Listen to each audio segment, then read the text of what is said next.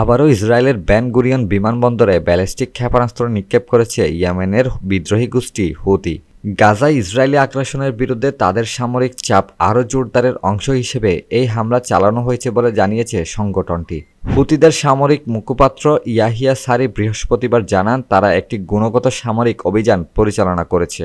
তবে ইসরায়েলি সামরিক বাহিনীর দাবি, তারা ওই হামলা প্রতিহত করতে সক্ষম হয়েছে।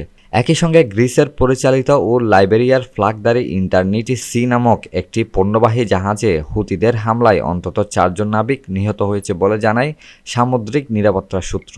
মোট 25 জনের মধ্যে 10 জন নাবিককে সমুদ্র থেকে জীবিত উদ্ধার করা হয়েছে, 11 জন এখনও নিখোঁজ। হুতি মুখপাত্র সারি জানান, তারা জাহাজের কয়েকজন ক্রুকে উদ্ধার করে প্রাথমিক চিকিৎসা দিয়ে নিরাপদ স্থানে সরিয়ে নিয়েছেন। তবে ইয়েমেনে অবস্থিত যুক্তরাষ্ট্রের দূতাবাস থেকে এক বিবৃতিতে একে অপহরণ বলে আখ্যা দিয়ে বলেছে, হুতিরা নাবিকদের হত্যার পর জাহাজ ডুবিয়েছে ও উদ্ধার অভিযানকে বাধাগ্রস্ত করেছে।